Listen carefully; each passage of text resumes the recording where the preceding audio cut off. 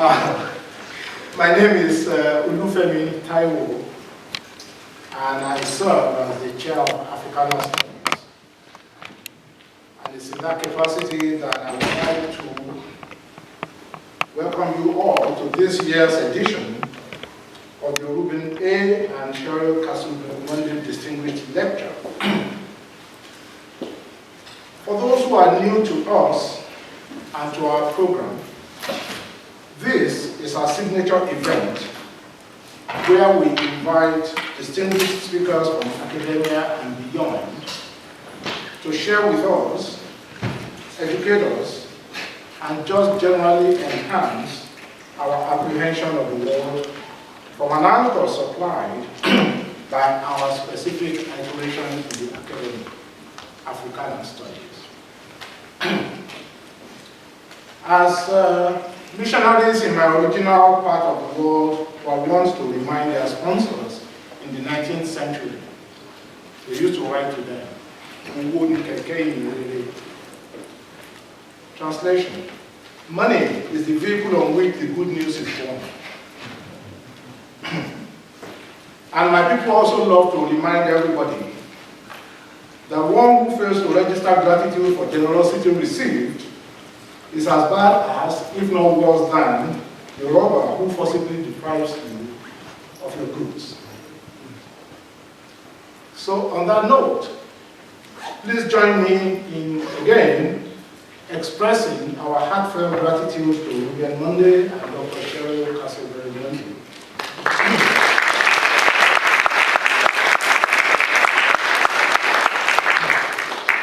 for providing us with the vehicle on which today's intellectual offering, as all the previous ones, are born.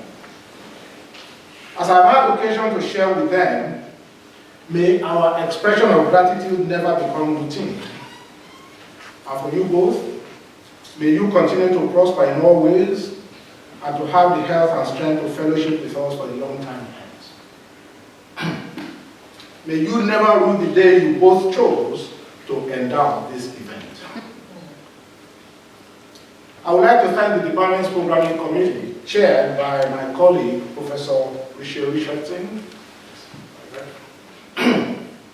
with the support of Professor Andre Asil-Muma, Professor Noliwe Rooks, and Professor Siba Grovogi, for putting together this event. We are all in your debt for all you do. May your strength never flag. We continue to be thankful for the incredible work of ensuring that everything works according to plan, work that is done by our front office complement of staff, Cheryl, Rene Milligan, and Donna Pinisi, who is right at the back there. I say thanks to them for keeping few and far between the times that I and the department that I lead fall administratively on our faces when it comes to ensuring that our guest trips proceed smoothly.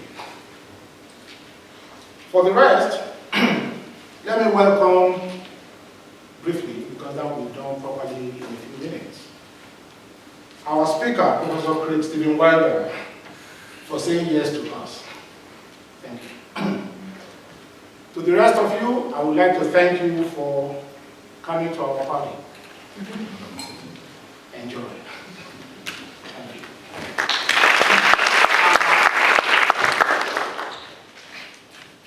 Our speaker will be introduced by my colleague from the History Department and a part of the graduate field of Africana Studies, Professor Margaret Washington, and I would also like to thank her on behalf of the department for agreeing to do this honor. Thank you so much.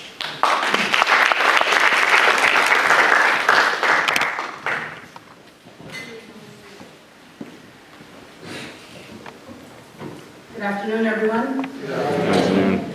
It's a pleasure and an honor to introduce our speaker, Craig Stephen Wilder, Professor of History at MIT, a noted scholar of the Black experience. Besides having published a number of influential articles and essays and appeared in many documentaries, Professor Wilder is the author of 3 books. The first, published in 2001, The Covenant with Color, Race and Social Power in Brooklyn. In 2004, he published In the Company of Black Men, The African Influence on African American Cultures in New York City, which is my favorite of his 3 books. It's a very influential and creatively argued book on 19th century Black urban activism. With over 90 pages of notes, In the Company of Black Men is a marvelously researched account of Africans' efforts to cling to and assert their humanity, to engage a Black socio-political ethos, and create a logic of solidarity in the midst of oppression. This solidarity grew from associations, the genesis of which were African societies, and in the case of New York, the New York African Society for Mutual Relief. But Wilder situates this society within a diasporic construct, from Dutch and English New York, or Dutch and English New Netherlands in New York, to other northern cities such as Philadelphia and their Free African Society, to Gullah Geechee slave culture societies in South Carolina, and a number of similar associations in the Caribbean and the Spanish mainland and Brazil, where descendants of slaves established coherent communities that drew upon African forms of communal organization. In the Company of Black Men draws upon the perspectives of scholars such as our own Robert Harris, Professor Emeritus from Cornell, but Wilder goes farther back in time while upholding the thesis that voluntary Black associations were not reactive to white culture, but harked back to African institutional developments and retention, that these associations permeated the diaspora, that these associations predated Black churches. Actually, the churches grew out of them. And that these associations with social, political, and economic aims based in Africanity were the true backbone of Black unity. Like the works of the late P. Sterling Stuckey, who wrote on the significant universality of the circle dance, In the Company of Black Men, by demonstrating the African influence on socio-political association in antebellum New York City, thereby creates an early urban American connection that adds a significant page to the centrality of Africanity throughout the diaspora. Now, even non-specialists are aware, if not familiar, with Professor Wilder's 2013 book, Ebony and Ivy, Race, Slavery, and the Troubled History of America's Universities. Professor Wilder offers an in-depth look at how race-based mindsets and slavery were foundational in the creation, development, and intellectual status quo of universities in America. Convincingly, the book demonstrates how universities took advantage of slavery and institutionalized racism as part of their curriculum. Wilder reveals the economic, political, religious, and intellectual notions of the time that were based on white supremacy and outlines the fundamental role American universities played in supporting these ideas. Wilder produces a wealth of information about college founders, faculty, benefactors, and students. In this world, profits resulting from the sale of humans paid for college campuses and augmented college trusts. Moreover, college campuses upheld the demands of slaveholding students to create a social environment that enticed the sons of the wealthy, because women didn't go to college. It is no coincidence, says Wilder, that the peak of the slave trade marked a period that witnessed the greatest expansion in higher education. I remember in my research on Sojourner Truth, an article actually written by the first president of Cornell, A.D. White, who was a student at the University of Michigan, that there was a violent reaction to the anti-slavery lecturers, of whom Sojourner was one. They disrupted the session, and actually the majority of people who were involved in that disruption were Southern men, medical students at the University of Michigan. That was Andrew Dixon White's article about that. Ebony and Ivy touches, moreover, on how university governors vie for the wealth of American planners and merchants and links between universities and regional economies, thereby transforming colleges into playgrounds for the affluent young men of the South. The impact of slavery on knowledge production and the intellectualism of the United States is another focus of Ebony and Ivy. According to Wilder, founders and officers of colleges would use slaves to build and maintain campuses, while at the same time increasing the wealth of the institutions. We can look to colleges for origination of race-based science in the Atlantic world, says Wilder. Research on race led to the political and societal rise of the university.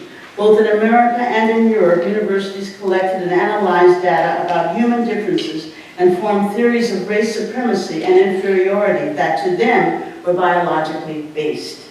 Scholars from American universities, says Wilder, played central roles in the development of racial science. Now, Professor Wilder does not discuss Cornell University, sort of an Ivy Johnny-come-lately, having been founded in 1865 by an abolitionist, and the first president, Andrew Dixon White, was an abolitionist. But I think if one looks a little further, you can interject Cornell University into the mix. The founder of Cornell University's zoology department was a man named Louis Agassiz. Louis Agassiz was a Swiss-born zoologist, geologist, anti-Darwinian, and an arch scientific racist. He ended his career at Harvard. But in 1850, Agassiz commissioned daguerreotypes of enslaved people in South Carolina and Georgia. Renty Taylor and Renty Taylor's daughter, Delia, those daguerreotypes are famous among scholars of slavery, like myself. And he used these daguerreotypes to further his arguments about black inferiority. They're the earliest known photographs of slaves. Agassiz left these images to Harvard, and they remained in the Peabody Museum until they were discovered, in the attic, until they were discovered in 1976. How does that relate to Cornell, aside from Agassiz being the founder of Cornell's zoology department? If you go to Sage Chapel and you look in the mausoleum where the Cornell family is quote-unquote buried, you will find a huge stained glass window dedicated to Louis Agassiz. And about 3 years ago, Professor Gerard Atchin in the Africana Studies Department and I created a symposium on race. And two of my freshman writing seminar students who wrote papers for their research assignment on Agassiz did presentations. And it turned out that a student, a Cornell student, Cornell alum, had discovered this stained glass window in the process of doing a paper, and had written to the then president of Cornell, Davis Gorton, and asked why was the statue at Cornell. And he wrote the father back, was the father, and said that he wasn't really concerned about taking it down, but that Cornell could use it as a teachable moment. And so that's what we did. We created this symposium on this statue, on this stained glass window. But I still subscribe that that stained glass window has no more business being in Sage Chapel than the plantation scene had at Yale that caused the janitor to become so infuriated that he took a rock and threw it into the window and broke it. But that is Cornell's refusal to deal with an issue, because Agassiz was an arch racist and one of the founders of the theory of polygenesis of the 19th century. So even though Professor Wilder's book is dealing with an earlier period, Cornell is an example of the ebony and ivy construct that he developed so well in his book. And now Professor Wilder will speak to us. Renaissance Flatbush, Slavery and Education in early national New York.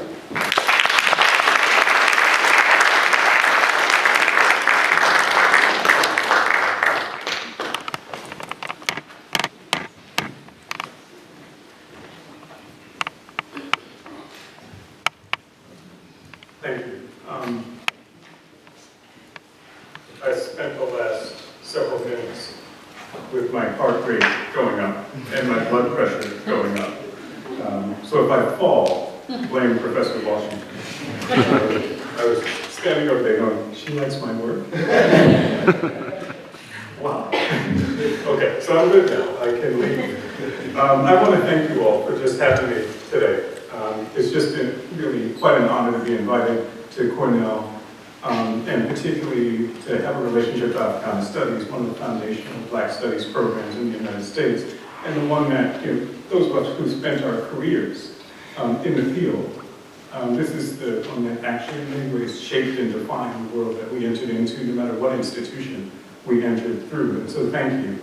I want to thank Cheryl and Reuben Munday for the lecture series, and I will try to be proud once my heart rate goes down. Notably, Rooks, I want to thank you, and appreciate Richardson for the invitations. I'm sorry it was so hard to get me over the summer. I hope I made up for it later. And then Donna Benisi, who has been just fantastic getting me around and here on time. So thank you all. Today, the talk, Renaissance Flatbush.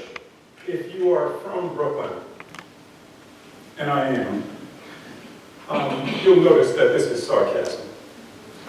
And if you're from pre-gentrification Brooklyn, and I am, and Bed-Stuy, you know it's sarcasm that drifts into cruelty.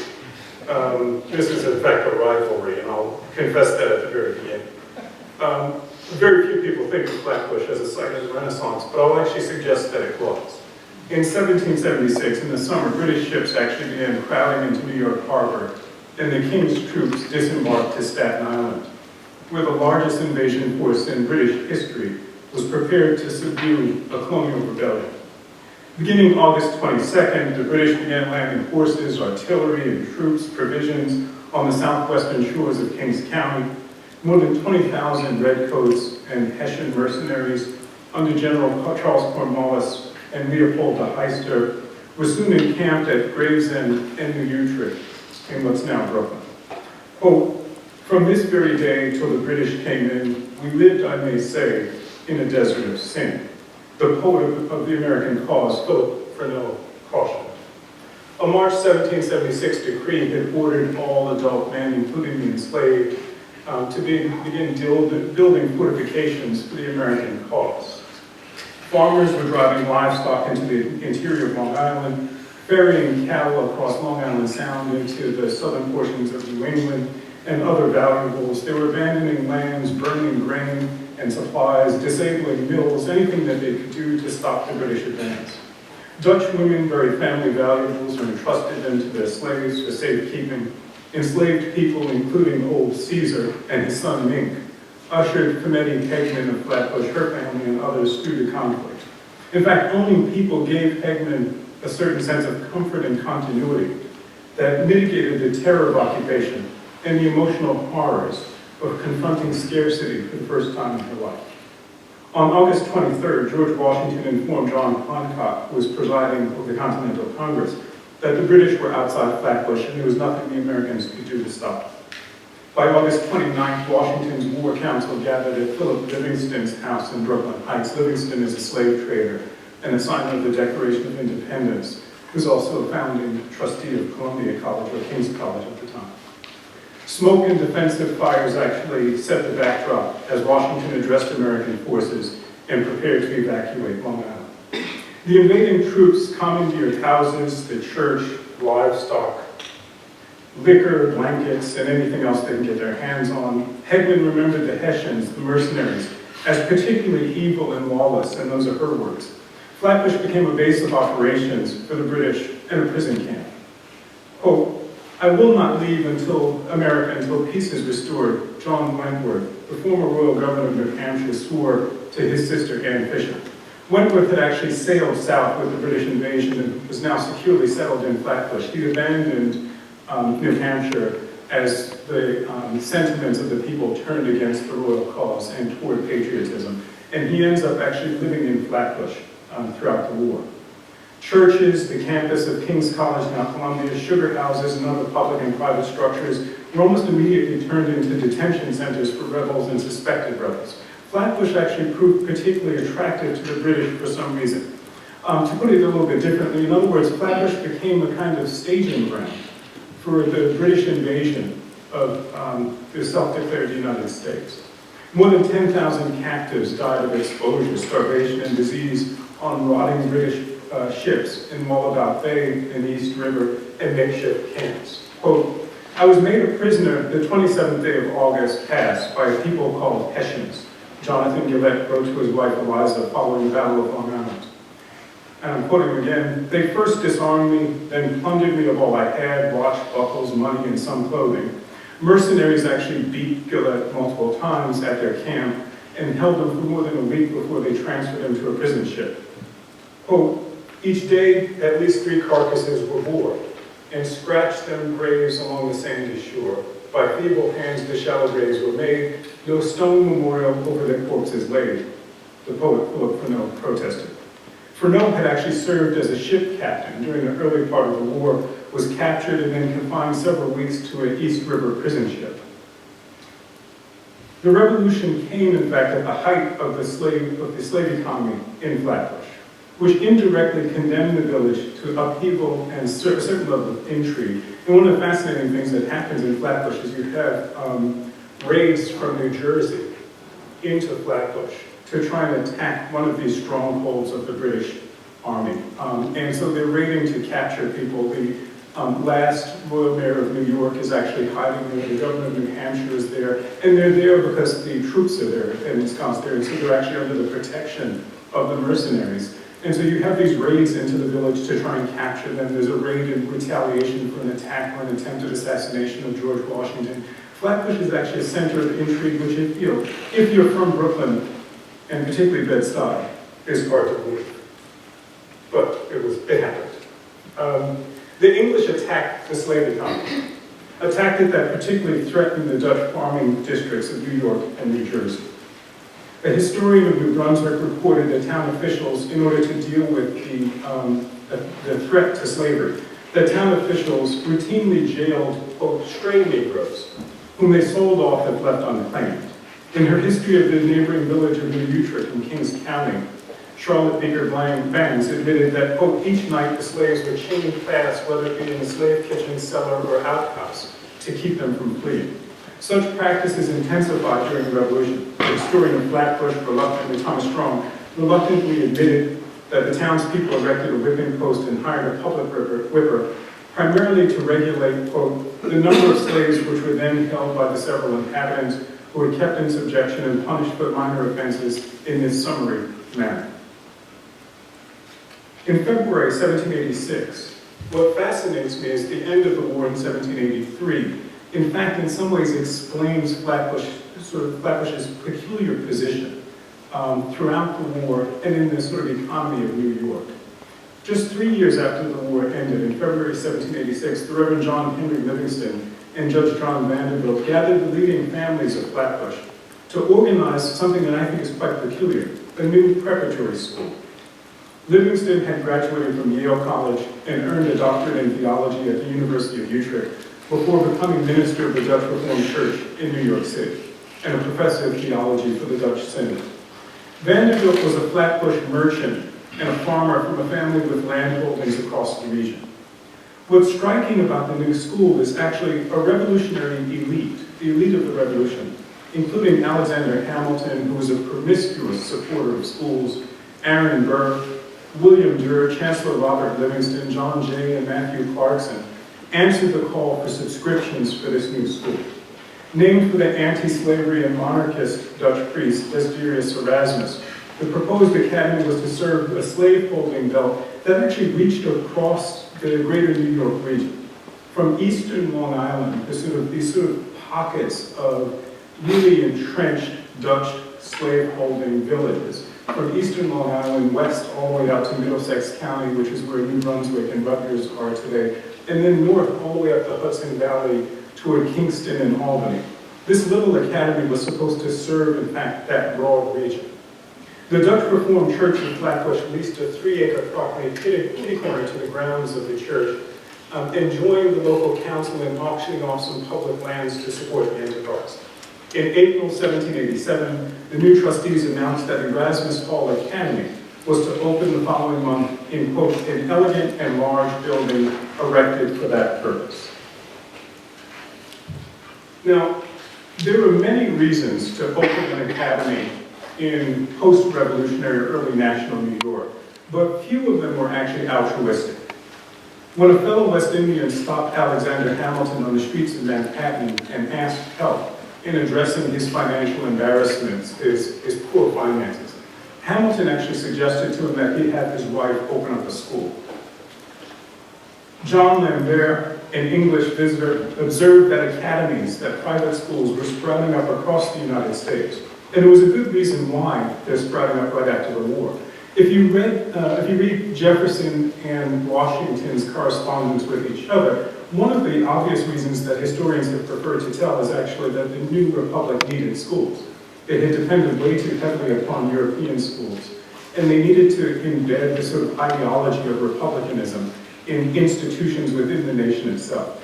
I would actually add, or counter, that town promoters also use schools to catalyze growth, inflate land prices, and forge social ties that undergirded commerce. Christian churches strained to reopen schools that existed before the Revolution and organized new academies and colleges to secure their claims upon the nation. It might well have been counterintuitive, actually, to open a preparatory school in a Dutch farming village, sitting along an unreliable road, cutting through the interior of a sparsely populated county at a time when the state and local governments lacked funds for supporting the endeavor and when the citizenry was actually preoccupied with efforts at economic and physical rebuilding. The only way to make sense of the establishment of Erasmus Hall is to understand that the Classical Academy in Flatbush was primarily a business venture. The Reformed Dutch Church needed to adapt to the transition from a denominational government structure of the colonial period to federalism. In other words, it had to adjust to the declining influence that it had in politics and over the economy. Reverend Livingston and Judge Vanderbilt saw a chance to address those local and denominational interests with the Flatbush School. Erasmus provided regular English classes for the local students, for the students in Flatbush, the village kids. And it also actually brought in students from outside. Susanna Martens, Mary Gifford, Minnie Schenk, girls from town, were studying in the English course by the first year. The Academy also enrolled students from abroad. The founders sought to unify Dutch communities across the Mid-Atlantic and tighten connections between Dutch villages and towns, replenish the clergy by feeding students into the Dutch college, which is Queen's College in New Brunswick, now Rutgers, and to basically link this sort of broad geographic area. Oh, I beg you will not forget our institution at this place. President Jacob Hardenberg of Queen's College, now Rutgers, wrote to the Reverend Peter Lowe in Flatbush. Just a quick note of explanation. The Hardenbergs, Jacob Hardenberg, his brother, is actually the Ulster County farmer who owns Sojourner Truth, the abolitionist. And the Hardenberg Grant is up in Ulster County, New York, which is where much of the family's influence comes from. And it's one of these deeply entrenched Dutch farming villages that helped to actually maintain and sustain Dutch influence after the Revolutionary period.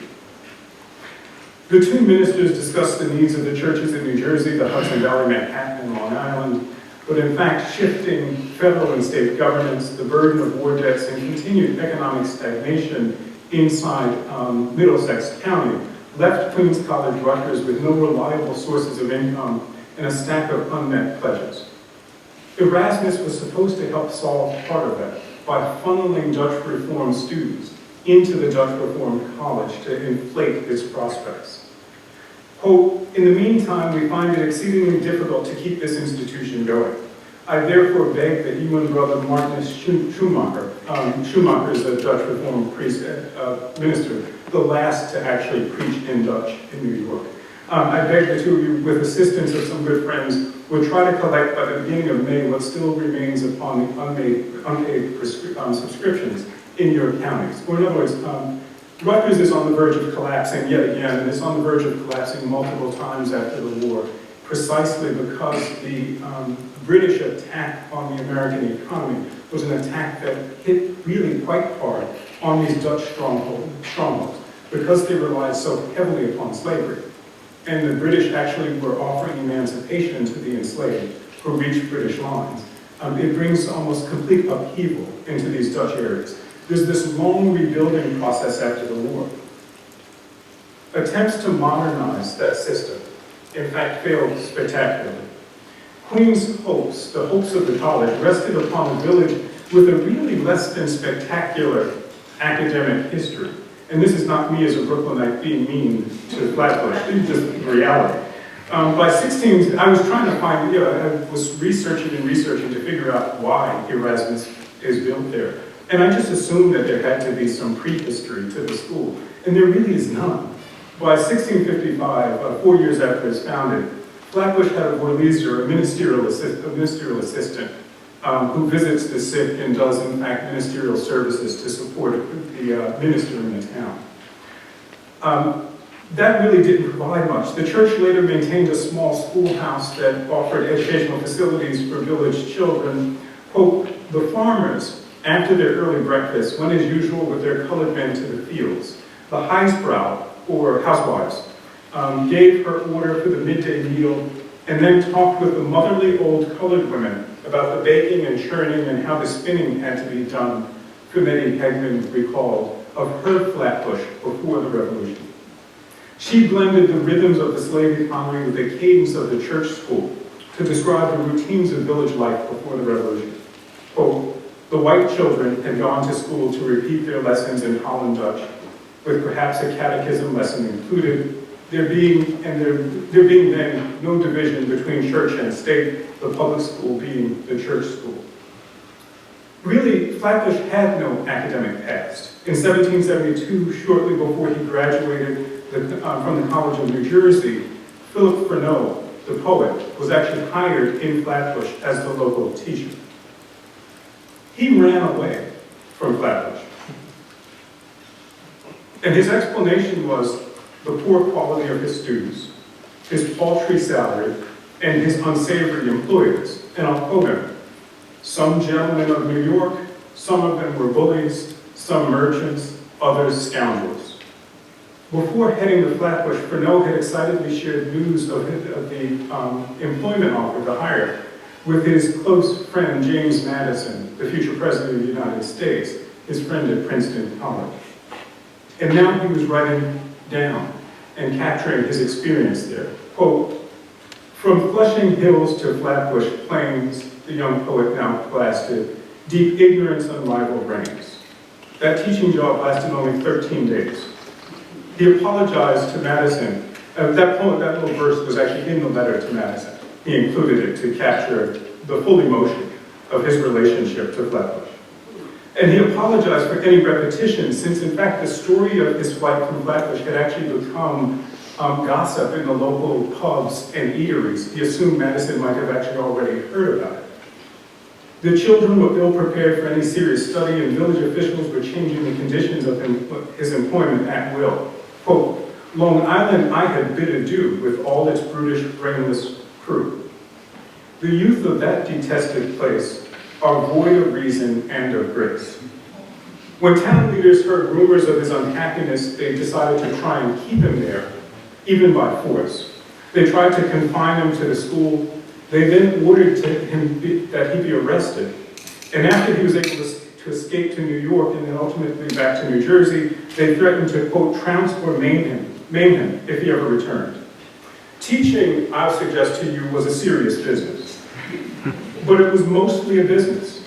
Wealthier Flatbush families had traditionally been able to hire private tutors whenever possible. By 1774, just a couple of years after Freneau escaped, John Copp was instructing a few gentlemen's children in the learning languages in Flatbush. He planned on opening up a regular school for them, but was interrupted by the war. Freneau had promised Madison that he would soon write a terrible satire about the vicious persons of quality in New York who had attempted to abuse him in Flatbush. And his miserable life of a pedagogue recounts, in fact, his being trapped in the town during its, quote, crazy season, when parents who were unaware of the limits of their undisciplined, untalented children forced him to teach the classics, mathematics, history, and literature without challenging their superstitions or exposing their ignorance. Quote, a plague, I say, on such employment, where there's neither pleasure nor enjoyment. Whoever such a life is tied was born the day he should have died. And that's his final summary on the value of a teacher's life. Flatbush had no deep academic traditions to build upon. What Flatbush had was slaves. Virtually all of the free families in Flatbush owned some of them.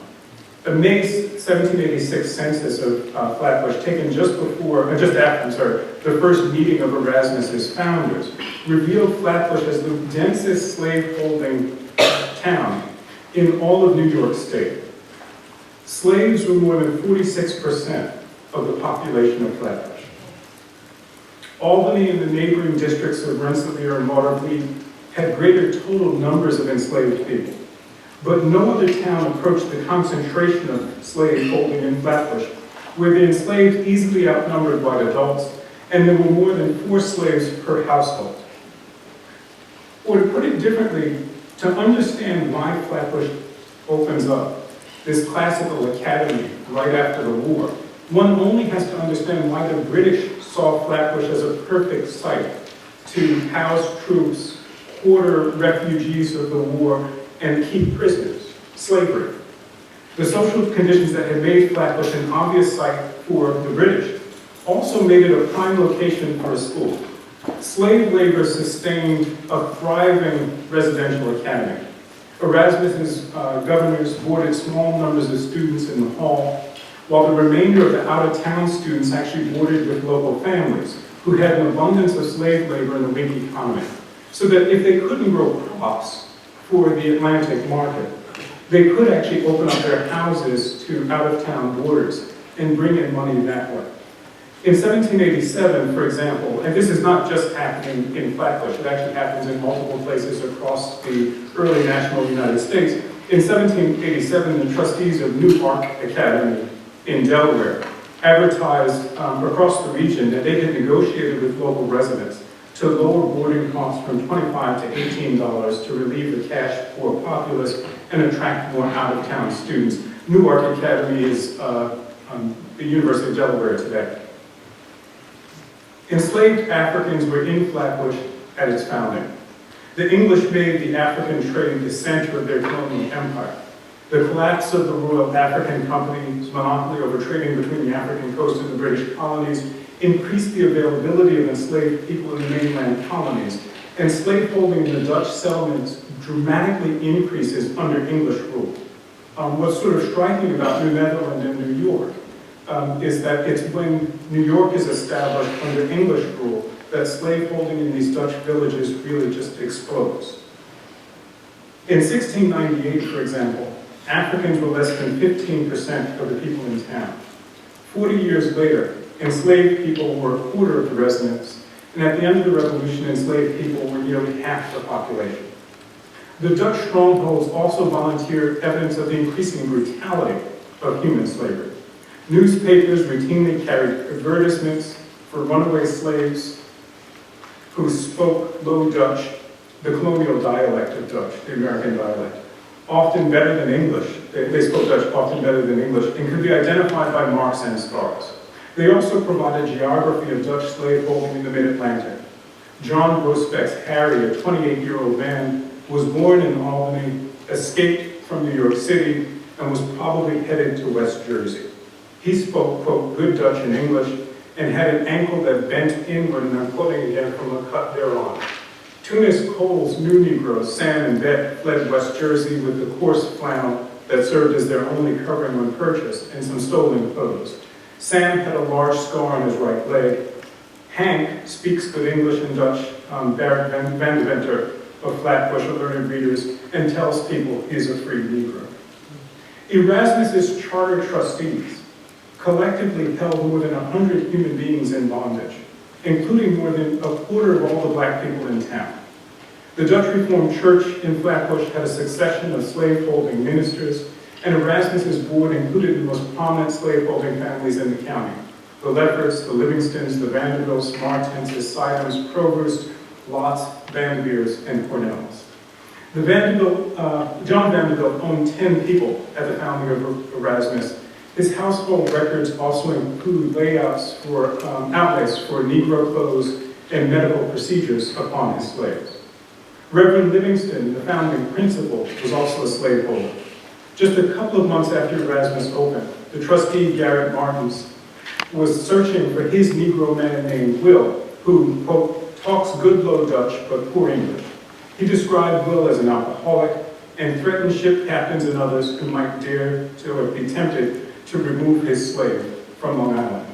There is evidence, in fact, that that prized slave, Mink, who Committee Hageman boasted about having helped her family through the revolution, there's some evidence that the Leopard family, the Hageman family, actually ends up selling him right after the war. He wasn't quite as prized as she pretended, if that's so. In November 1788, on the approach of the first anniversary of Erasmus's charter, the parishioners of the Dutch Reformed Church in Flatbush, which had helped to establish the school, recorded their hostilities toward free and enslaved black people. The Reverend Peter Lowe detailed the results of a debate that happened within the church on the admission of black members, the possibility of admitting black people to the congregation. And he detailed that debate in a letter to his friend John Bassett, who was the minister of the Dutch church in Albany. Quote, "Negroes have no souls," the Reformed congregants of Flatbush protested, while insisting that black people were descendants of Ham and cursed by God. Quote, "Nauseous sweat flowed from Africans, and that combined with their complexions and manners proved that they were," and I'm quoting again, "a species very different from us," the church continued. White families in Flatbush feared that the admission of a few black people would only encourage more black people to join, lead to demands for other privileges, erode the social order of slavery, and throw disrepute upon the denomination by encouraging intermixing. They imagined with horror a moment in which Negro deacons could use church authority to call white people to account. In fact, actually, 5 years later, the Constitution of the Dutch Reformed Church in the United States, which Reverend Livingston had helped to author, granted equal privileges to, quote, slaves for black people who were baptized or admitted as full members, extended to those black people all of the protections to them and to their children, and empowered the classes to reprimand, their governing bodies, to reprimand ministers who denied slaves or their children such entitlements. Dutch Flatbush had actually already rejected that position. In that debate, what they described that as, they condemned, in fact, that position, and they condemned it as, quote, downright Methodism. Which we can talk about later. There's a lot to be said, so we'll talk about that later. The persistence of slaveholding in the Dutch towns in the rural mid-Atlantic allowed, in fact, Dutch communities to craft something of a reputation for teaching, oddly enough. Slavery gave these regions an extraordinary advantage in a competitive marketplace. And I'll just do a quick, sort of give you a quick sense of it. For anyone who knows New Jersey, there's a rather famous equivalent school, actually a little bit more famous than the Flatbush School. Being in New York, I hate to say that, but it's true. The Hackensack Academy, and Hackensack Academy was actually basically established and governed by Peter Wilson. Peter Wilson is a Scottish immigrant to North America. He comes just before the Revolution, and he builds a rather impressive reputation as a teacher of preparatory education, the education that you need to access college, and particularly to learn his languages. Wilson actually establishes an academy in Hackensack just before the war, but the reason that was interesting to me as a historian of slavery is that Hackensack is the place where he's building the school in New Jersey was earlier referred to as New Barbados. It was actually the portion of New Jersey that in the 17th century, the mid-1600s, the proprietors of the Jersey colony offered, in fact, massive land grants to settlers who could come with large numbers of slaves. And so there's a whole Barbadian contingent that actually comes to New Jersey. And New Barbados is basically this large area that goes through Bergen County right down to to Newark Bay. And so what Peter Wilson is doing is he's actually moving out into a stronghold of slavery in New Jersey in order to open an academy just before the war. He reopens it after the war. Wilson ends up as the principal of Erasmus Hall after it's established, and perhaps more famously as professor of the learned languages at Columbia College after King's College folds during the Revolution and then reopens with a more patriotic name right after the war is ended. Philip Freneau, the poet who captured the American Revolution and the American cause, spent his childhood at Mount Pleasant, just south of Port-Amboy Bay in New Jersey, which was the center of the early slave trade from New Jersey.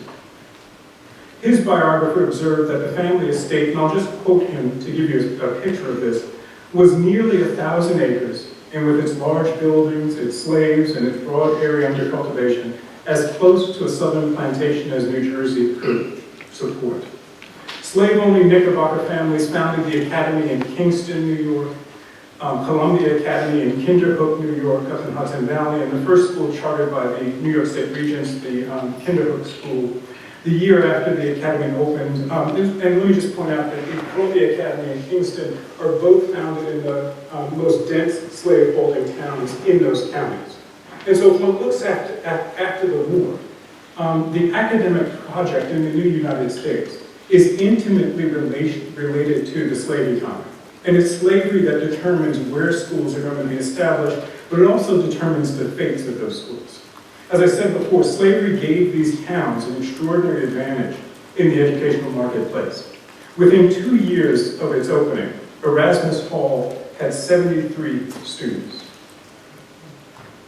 including William Ludwell Lee of the Virginia Lees, who had lands and slaves awaiting him upon his return, John Scott from the North Carolina plantation family, and students from Grenada, St. Thomas, the British Virgin Islands were piling in during those years. At the close of its first full year of operation, the trustees appealed to New York State to exempt their students from militia service and training based on the fact that so many of them were actually from the South and the West Indies. William Livingston, the grandson of Philip Livingston, the slave trader and Declaration of Independence signer, entered during those years. His mother was from Jamaica, which is where his father met her. 3 of John Kruger's sons, the Manhattan slave trader with connections to Nevis and St. Kitts, 3 of his children entered during those years. William Alexander Durer, the future president of Columbia College, whose father was had grown up on an Antiguan slave plantation, and family had held plantations in Antigua, came during that period. By 1790, just 3 years after it opened, more than 1/5 of Erasmus's 90 students were from the Caribbean, Europe, and the South. There were 10 West Indians, 4 Europeans, and 7 Southerners. These classes actually included 3 students from St. Croix, 2 from St. Thomas, a Jamaican, 2 Portuguese boys, 2 French scholars, and the brothers William and John Lambert, who simply listed their home as the West Indies. Within a few years, the trustees had found another source of income for the school. They were charging $5 to teach English to foreigners who did not understand it. In October 1794, Moreau Saint-Marie, a Martiniquois lawyer who had practiced in Cap Francois, Saint-Domingue, Cap Haitian Haiti, before the Haitian Revolution, passed through Brooklyn and inspected Erasmus Hall. Saint-Marie was one of the thousands of refugees from France's unraveling Atlantic Empire living in the United States. The French Revolution leads, in fact, to this rather dramatic outpouring of refugees from Haiti and from France, who largely, most of the focus when we do U.S. history is Philadelphia and the Maryland area for tracking this group, but they actually have an extraordinarily important influence on New York, too. Quote, "The Academy supposedly teaches Greek, Latin, French, arithmetic, and mathematics," Saint-Marie remarked with a disdain that he had practiced while examining the colleges in Princeton and Manhattan. He didn't think any of these were actually particularly impressive schools. At Erasmus, to his surprise, Saint-Marie also encountered a Negro, a Negress, her 2 children, and a young white servant. The black family was likely enslaved, but not owned by the college, by the academy. There's nothing in the records of Erasmus Hall that suggests that it directly owned people. And part of the reason why is that it didn't have to. All of its trustees owned someone. And it was in a village that was surrounded at all times by slaves. And so it's very likely, in fact, that the enslaved people inside the school had simply been volunteered by either a trustee or a faculty member. Peter Wilson of the Hackensack School and then the professor of Columbia, when he was the principal of Erasmus, was a slave owner. Most of the trustees were slave owners. Atlantic slavery, in fact, solves a certain paradox. Atlantic slavery explains, in fact, how a Dutch school, under a Scottish principal, Peter Wilson, came to serve a British and French West Indian student population. Atlantic slavery makes sense of that puzzle for us, but it also makes sense of, in fact, why Erasmus exists at all. School officials routinely commodified black bodies. Newark Academy, which is pictured here in Newark, New Jersey, was closed during the war. The British actually destroyed the school as they marched through and set fire to it. And they struggled to reopen for the decade after the war. They finally actually managed to reopen by receiving a black man as a gift from John Watts, and then auctioning him off to finish paying for the roof. Saint-Marie found something else during his 1794 inspection of Erasmus Hall. Several years earlier, Reverend Livingston had recruited James Todd to teach the languages and geography at Erasmus.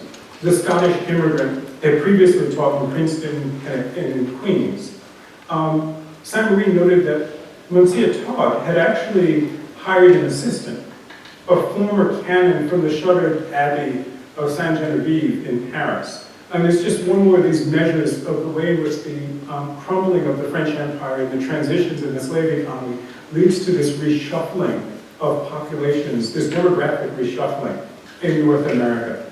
The ex-priest was likely, in fact, part of the ecclesiastic exodus from France that followed the French Revolution, the General Assembly's passage of the Civil Constitution of the Clergy in July 1790, which vacated monastic vows, placed priests on public salaries, and nationalized the property of the Catholic Church. There's an exodus of priests into Maryland, particularly into Baltimore, and into Philadelphia and New York from France. And for example, actually, if you follow the history of Georgetown, this is how Georgetown gets its start. It's largely the refugee priests from France and from Haiti who helped the Catholic Church to establish the first Catholic university in the United States in that southern portion of Maryland, which becomes Washington, D.C. In fact, actually, Georgetown is, I think, the only university I can think of that has 2 French presidents in its early history and 2 Haitian presidents in its early history. The significant presence of Catholics, more importantly, at Protestant colleges and academies in the United States, was one ripple of the Age of Revolution. Just a decade or 2 earlier, no one in Flatbush would have thought of having a former Catholic priest or a Catholic priest actually instructing children in a town academy. But now, in fact, Catholics were fairly common in Manhattan and in Brooklyn. In Manhattan, French and Creole refugees were marching under the French flag, the revolutionary flag during the 4th of July parade, and watching French Revolution dramas in local theaters. Exiles in New York could actually follow the events in France and the West Indies, in the Courier of France and her colonies, which is a newspaper published out of Philadelphia. A foreigner, and that's a quote, familiar with the European stage, praised a student performance at Erasmus, one local newspaper boasted. From its founding, actually, Erasmus had included a French curriculum that the trustees worked diligently to maintain, and it's precisely because of this French influence and this Catholic presence that it could do it. Kingston Academy offered French courses, Newark Academy provided French instruction, and ran advertisements in local newspapers in French. Language instructors had access to a complete French grammar that was being printed out of Philadelphia, and Creole tutors were marketing French language courses all over the Mid-Atlantic. The Age of Revolution, in fact, actually collapsed the Atlantic world in ways that are difficult to recapture today. Not all, however, not all of Erasmus's foreign students had sailed across the Atlantic Ocean or up the coast from the Caribbean. In fact, actually, many of Erasmus' students had just taken boats across the East River, ferries, or ferried down the Hudson River to Flatbush. Several of the European and West Indian children were actually not coming from abroad, they were actually coming from New York. And they're a reminder of how deep the West Indian presence was in the political economy of New York before the Revolution. Many of the wealthiest families in New York actually gained their prestige and maintaining their prominence by making marital connections to wealthy West Indian families, both absentee and resident West Indian families in the Caribbean. And if you think about families like the Livingstons and the Krugers, who routinely sent, in fact, the younger generation of boys into the West Indies, both to make business connections for the families that were engaged in slave trading, but also to find wealthy wives, the daughters of wealthy West Indian planters, a sport that virtually every merchant family in New York was engaged in. The West Indian presence, therefore, was not something that happens after the Revolution. It's something that continued through the Revolution and intensifies, with the West Indians becoming a much more prominent presence in the sort of politics and culture of New York.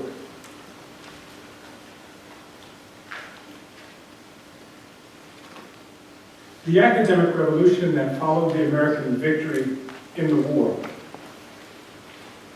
was not a mere educational revolution. Catholics and Protestants used schools to institutionalize and embed their claims upon the new nation as federalism supplanted denominationalism. Slavery allowed town boosters and town people to invest in the common business of schools, and denominational fears and ambitions provided another incentive for private over public instruction. Slavery catalyzed a post-war academic revolution. Livingston and Vanderbilt had certainly understood, that it made their little school in Flatbush viable, right? That slavery made that school possible. The masters of Kingston Academy succeeded by recruiting the children of the slaveholding elite. The Dutch school in Kinderhook enrolled boys from New England, the Midwest, the South, including Maryland, Georgia, and South Carolina. In fact, at school after school in the greater New York area or the mid-Atlantic, one could see the heavy presence and the reliance upon boys from the plantations of the West Indies and the South for enrollments, tuition, and the funding and sustenance of these schools. Slavery helped the founders of Erasmus Hall, in fact, realize all but one of their original goals.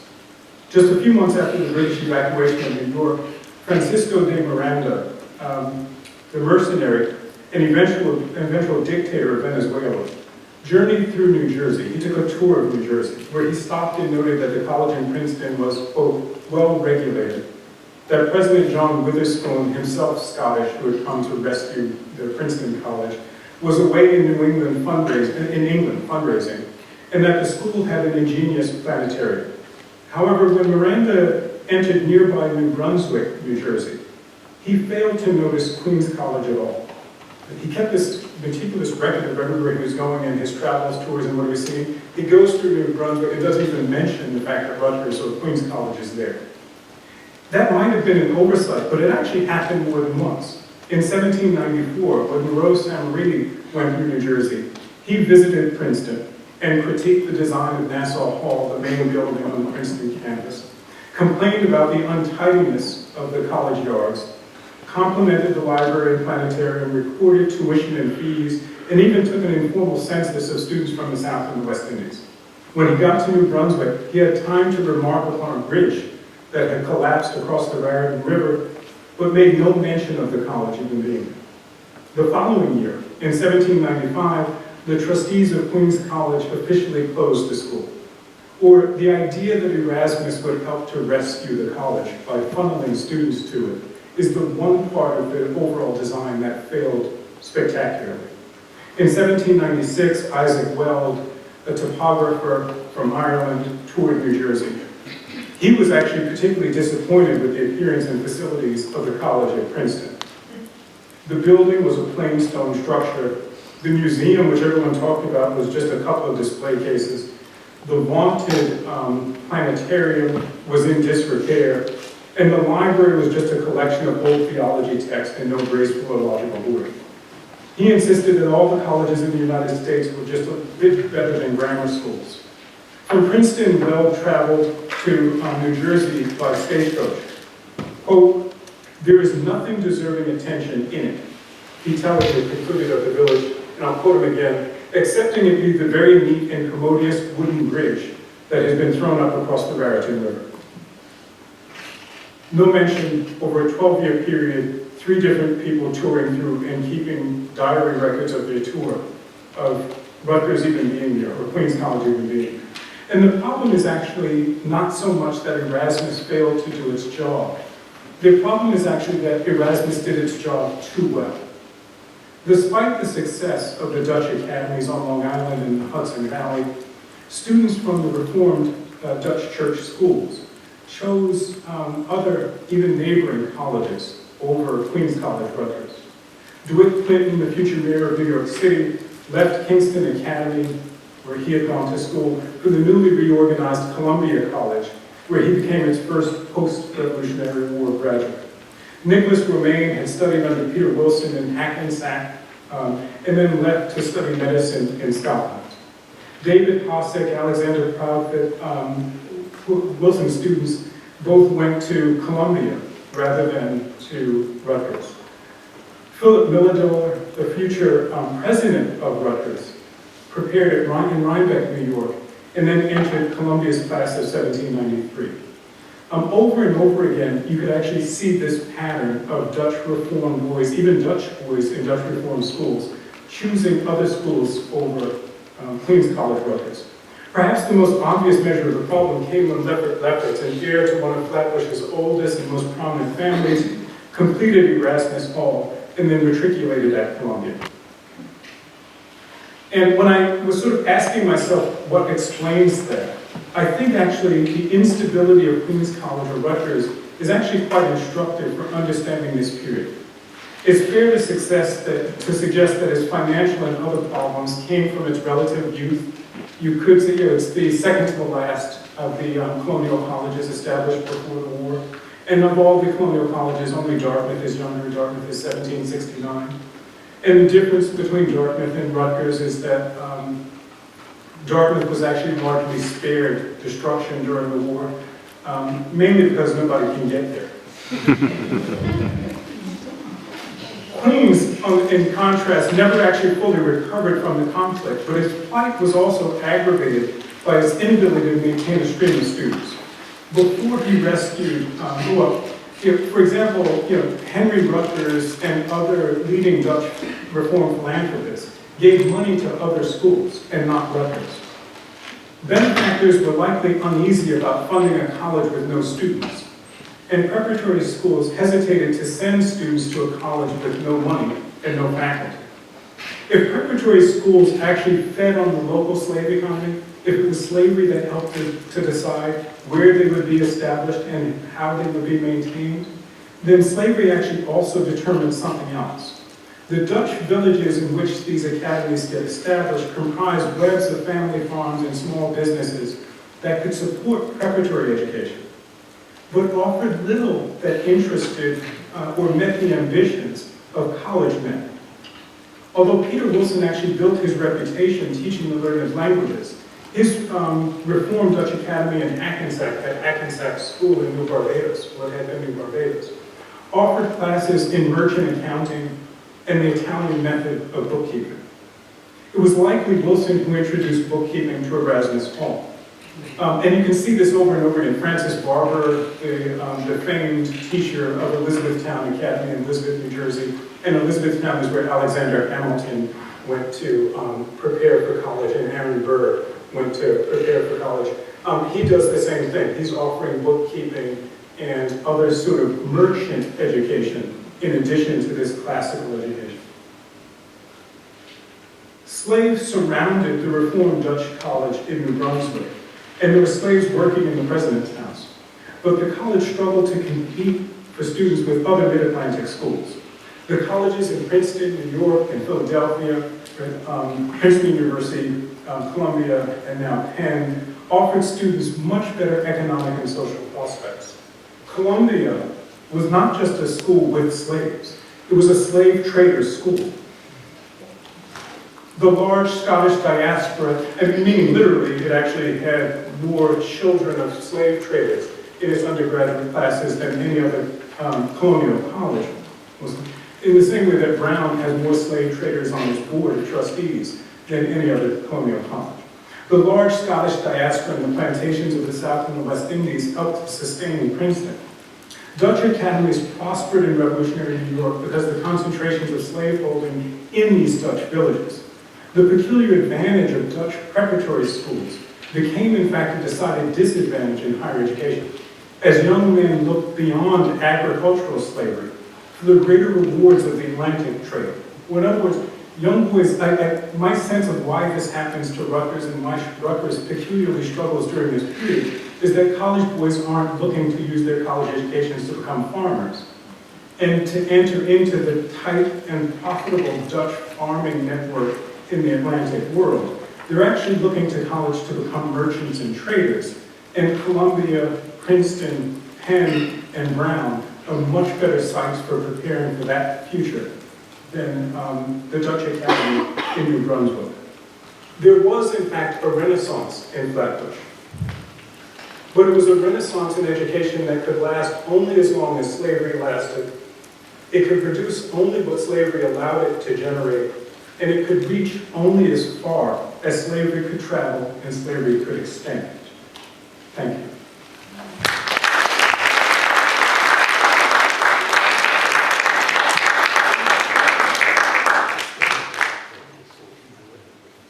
I missed a prompt, and so you get Henry Rutgers' slaveholder a few minutes too late, but that's it's Q&A time. So if anyone has questions or comments, if you want to throw something, throw right-handed if you're left-handed and left-handed if you're right-handed. I'm curious about... Oh, there's a microphone.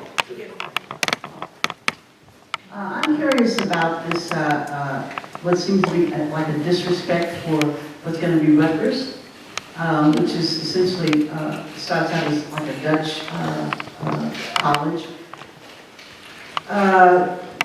Do you think it has some cultural aspect? And I ask this because in my work on Sojourner Truth, who was African Dutch, and looking at the newspapers, there seems to be a prejudice on the part of the English toward the Dutch. And so I'm wondering if that would be reflected in educational interests in terms of English-speaking people not really wanting to go. They consider the Dutch sort of inferior. I mean, they're all Protestants, but that is what the literature suggests. So I wonder if it was also a cultural aspect to that. Yeah, I think that's absolutely right. There is an anti-Dutch bias in late colonial revolutionary New York. But remember, English-speaking Anglo-New Yorkers are actually sending their children to Dutch Reformed academies, but not to the college.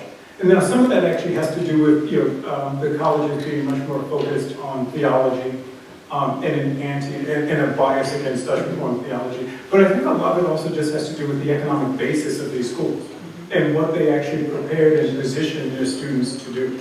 Penn, for example, has multiple growth spurts during that colonial period, where it goes through the whole process of figuring out the difference between being a preparatory school and a university. And it has to make that transition over multiple years. And one of the things that transforms it from a preparatory school to a college is really when the trustees start thinking about the future employment of the students, and not just their future educations. Right? And that, I think, in the revolutionary period and the early national period becomes really quite critical to the maturation of higher education in the new United States. As many of these colleges actually start to focus much more on the economic futures of their students, rather than their educations, or in addition to their education. Is there a point where it changes, that Queens College becomes more acceptable? Yeah, Rutgers actually does a lot to sort of change its fate, but it goes through long periods of closure. I think it's 1795 and closes for 12 years. It reopens shortly in the early 19th century and then closes, I think, for another decade.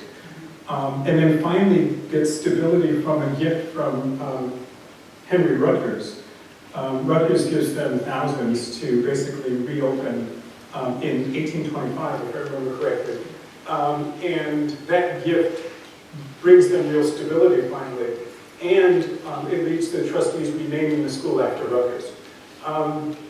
The other thing that happens is in that 1820s moment, Rutgers begins doing a much better job of establishing a kind of modern financing structure for the college. And so, the Rutgers Medical School, which is in Manhattan, I was about to say here in Manhattan, because without windows, I have no idea where I am right now. I've had a train ride, a bus ride, and I have no clue as to where I am standing. But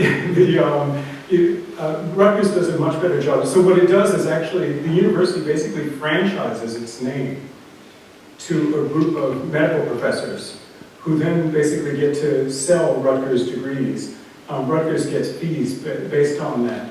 And it becomes really quite savvy as a kind of business enterprise from the 1820s on. It has one of the leading medical schools in New York. So from 1825 on, it actually achieves relative stability. Okay, Sarah, thank you so much for this. It was a great talk. My name is Munday. I'm class of 1956, undergraduate in MBA in 1960. The reason why I'm saying, why I'm talking to you right now, because I did graduate from Erasmus Hall High School. And more importantly, I lived on Flatbush Avenue, which was not actually close there. I had to walk there. But the things that you said, I never knew. I already knew a lot of things, but I was very, very much indebted to you for doing that. And when I was at Erasmus Hall High School, the original building was still there. Yeah, it is still. Yeah, okay. I hadn't been back for 50 years. And near it, on the street close was a reform school. At the time I went to school, I knew it was a reform school. I'll give you, there it is. Right. And then they made that reform school into a Jewish yeshiva after they got rid of the things. But it was a fantastic school. The education that I got, I thought was just out of this world. John F. McNeil was the president, and Grace Corey was the assistant to him. So a lot of things really were very good at the time that I went to Erasmus Hall High School. So I just wanted to know that.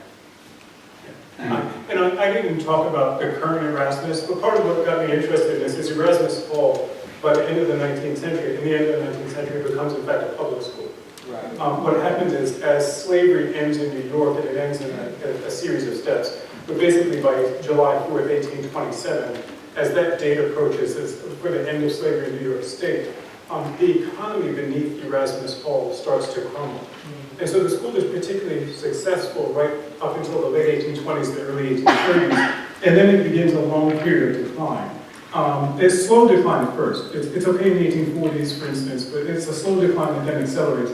What accelerates it actually is the end of slavery basically shifts the economic foundation. So you're not going to get boys from the West Indies coming up to New York in the absence of that slave economy. And so it turns it into a much more local private school, dependent upon a local market. The building is aging over time, and then the big threat to Erasmus comes right after the Civil War, when New York begins to give its first public high schools. And in Brooklyn, it's Boys High and Girls High become the big threat, because now you have a free public high school with elaborate departments structuring the curriculum and modern facilities. And this old building is really old by then. And so no one's going to be, and so basically it's an empty building for a while. And at the end of in the 1890s, the trustees make a deal with the old city of Brooklyn before Brooklyn absorbed into New York.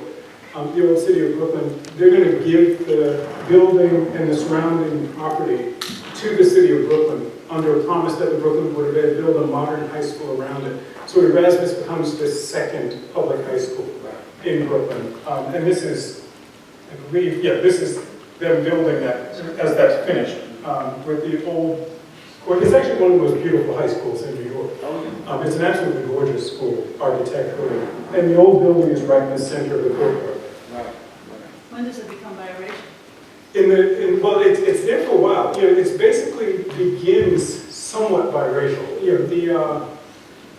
Theodore Roosevelt desegregates, at least on paper, the schools in New York State in 1900 as he's leaving to become vice president from the governorship to become one. It's one of his last acts in New York, is this sort of desegregation act.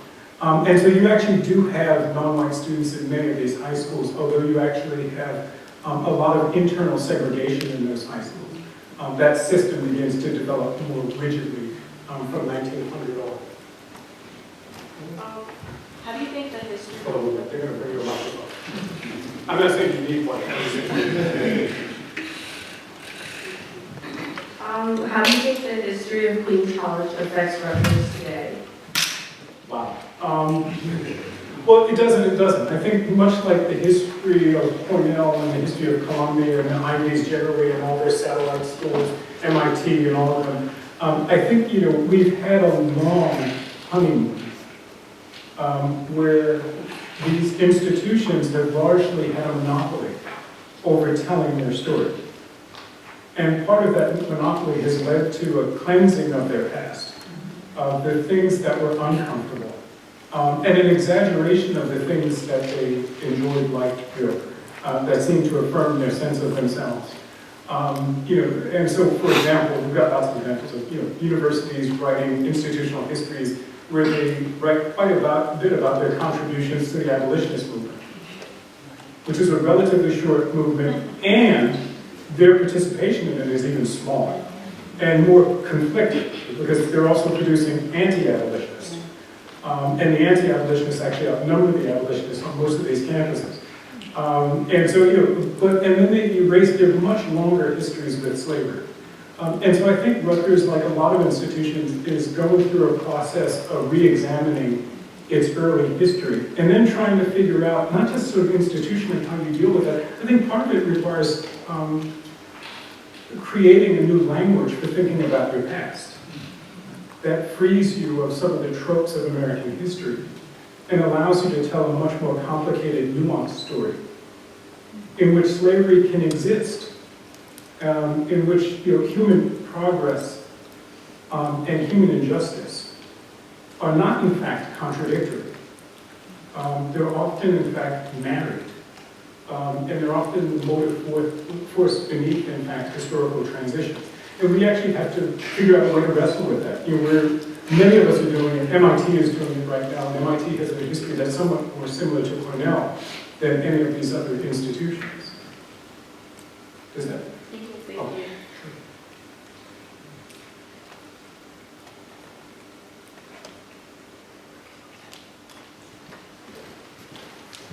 Okay, comment and question. We had a really great discussion Sunday about reparations led by Erica Cree, our librarian.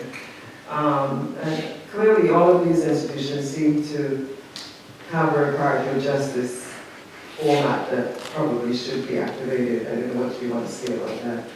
And then what I liked about your talk as well was that you pushed the boundaries of sort of Caribbean diaspora work really further back than it normally is done in Caribbean studies, which often tends to turn right around the Harlem Renaissance and just before.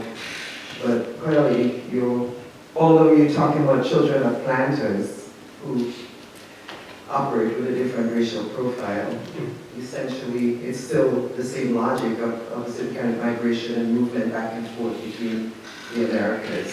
If you maybe can comment on that, that'd be helpful. Sure. Thank you. And the Caribbean story I think is a fascinating one. I did an essay on Georgetown, on Catholic universities and slavery a couple of years ago. And part of the goal was to really bring Caribbean history into U.S. history through the Georgetown story, which I'll also use to answer the reparations question. And so, for example, that unraveling French empire that follows the French and Haitian revolutions, that's begun with the French and Haitian revolutions, leads to an exodus of, I was talking about clergy leaving Saint-Domingue, Haiti, and France for the United States, particularly Maryland, but also Philadelphia, New York, South Carolina. And if you think about, in fact, the history of the Catholic Church in the United States, the Catholic Church is actually built from that moment. Right? It's refugee Belgian priests who were sent from Maryland out west toward Kentucky and Missouri, and who established, in fact, the first university west of the Mississippi, St. Louis University, the Jesuit Catholic University. Right? So how it is that the Catholics go from being criminalized before the American Revolution to becoming the first church to establish a college west of the Mississippi River is a story of, in fact, the Caribbean diaspora in the Americas. And it's a story of, in fact, in addition to that, while I focused on the clergy, there's a much larger group who are coming out of Haiti to the United States, which is the enslaved Haitians, who transformed the history of New York. They transformed Catholic history. Early Catholic history of early national New York has a whole African presence within it, with a significant number of African actors being sort of becoming central figures in the rise of the Catholic Church in the Mid-Atlantic and in New England. And so to tie that back to reparations, the Georgetown story, I think, is kind of interesting. We were talking about this at lunch with Professor Richardson and Professor Rooks. I was answering a question, but the answer was that I think Georgetown is in some ways the most interesting school right now for a couple of reasons when we think about universities and reparations. And one of the reasons is that of all of the colleges and universities founded before 1800, Georgetown is the only one, and all of them have ties to slavery and the slave trade, but Georgetown is the only one that's maintained its religious identity. Princeton isn't Presbyterian anymore. Columbia is no longer Anglican Episcopalian. Harvard is no longer Unitarian or whatever it thought it was. Yale and Dartmouth aren't Congregationalist, and Brown isn't Baptist, but Georgetown is still Catholic. Yeah. And therefore, Georgetown has actually had to wrestle with its past with slavery in a way that these other schools haven't. Georgetown hasn't had the luxury or the ability to pretend that the presence of slavery in its past is simply an academic problem to be researched and made public, and that's the final act of its responsibility. Georgetown has had to deal with the fact that every revelation about its ties to slavery it comes into conflict with its mission as a Catholic institution in the Jesuit tradition with a commitment to social justice. And therefore, Georgetown has had to deal with the question of reparations and restorative justice from 2016, President DeJoy's announcement on. Right? It's always been there. They've always been discussing it. And I think in many ways, I'm not sure what's going to happen with Georgetown, but as Georgetown comes, and as the Jesuits in Maryland, I say Georgetown as a shorthand, the reality is that the slaves who helped to build Georgetown and maintain it, and whose sale actually paid off its debts and its fees, that they were actually owned by the Jesuits. And Georgetown was one of the many Jesuit properties that benefited from it. And that's why I went to Fordham University in the Bronx, in Manhattan, the first Catholic university in New York. And Fordham is founded right after the 1838 sale of the slaves from Maryland into Louisiana. It's a sale of 272 people that helps to write off Georgetown's debts. But it also helps to pay for the expansion of the Catholic Church north. So Fordham is established right after that. Holy Cross, the first Catholic institution of higher education in New England, is established right after that. That moment is actually the moment in which the Catholic Church becomes a national church. And so I really think that as the Jesuits come to make decisions and draw some conclusions about what restorative justice is going to look like, in the case of Georgetown and then the Jesuits more broadly, I think that's going to change the reparations discussion for all of these other institutions. Georgetown's history is not different from Harvard, Yale, Princeton, Columbia, Brown. It's just not different. The only thing that's different is that Georgetown is still religious. And so Georgetown can't pretend that there's this clinical solution to its past with slavery that has no moral consequences to it. Yes.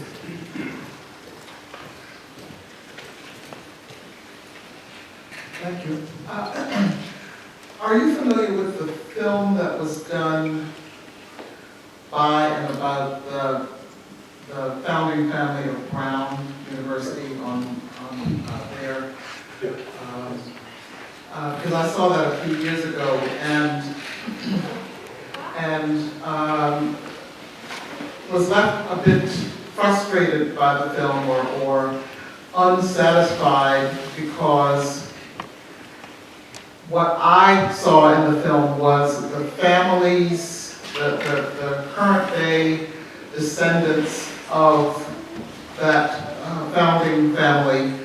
I think they go to Africa, and and it's like the film is for me like a healing moment for the family, or a moment where, or an experience where the family acknowledges the slave owning history of their ancestors on which the university was founded, but it ends there as far as the film goes. And that's why I was unsatisfied. The family sort of confessed, and that's the end. Do you know whether there is? There is more to that. Okay.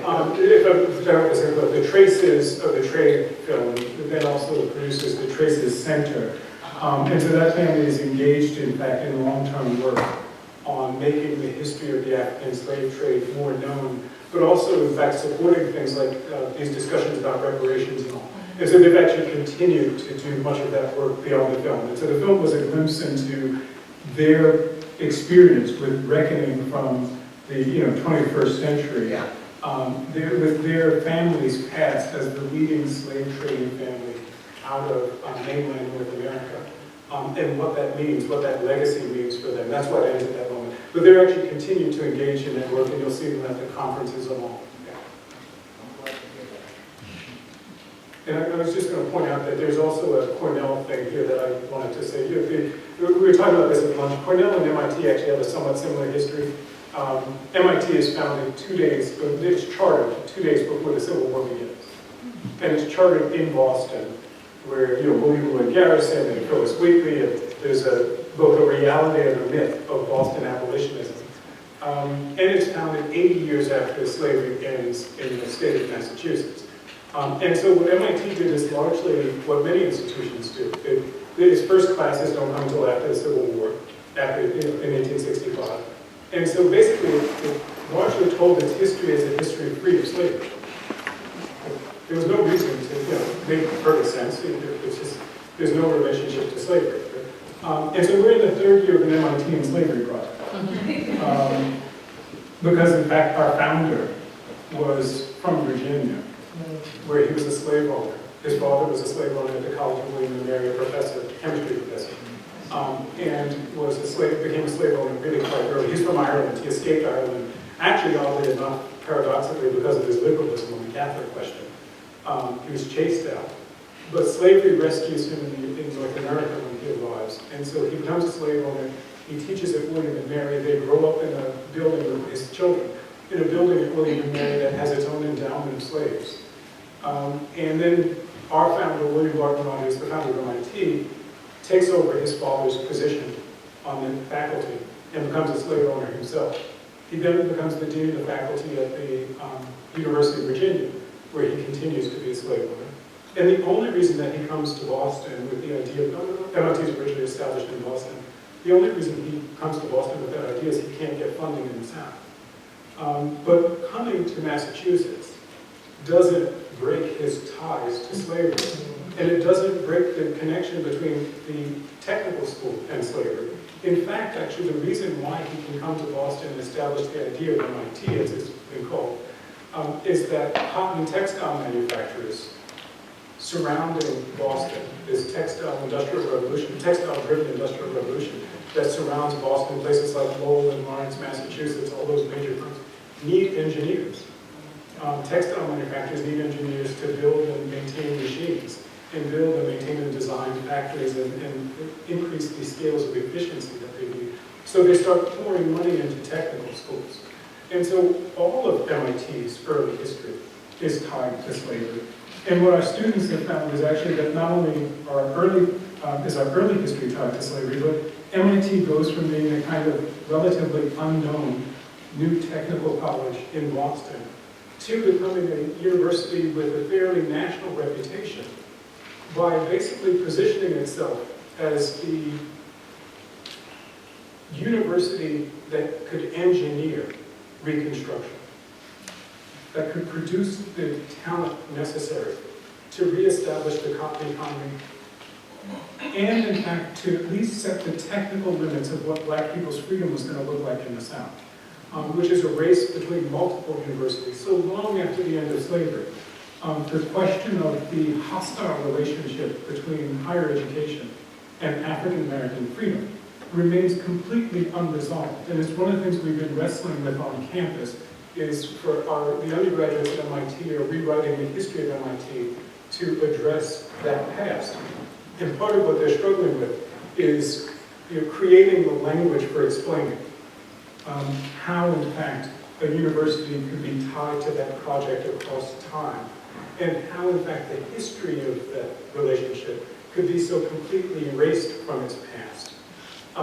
So that by the 20th century or the 21st century, its alumni, its faculty, its students could be shocked to find out that it has even a loose tie to human slavery in the 19th century. And so in many ways, actually, I think the universities that are established in the Civil War era have a different story to tell, but an important one that needs to be told. Because really the tense relationship, the hostile relationship, the predatory relationship between higher education and African American freedom does not end with the close of the Civil War.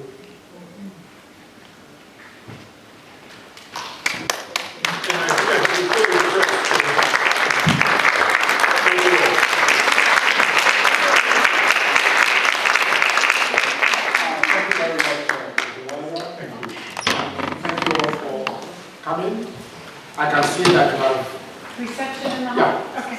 I can see that you have enjoyed the party. So, thank you. We do have a reception outside.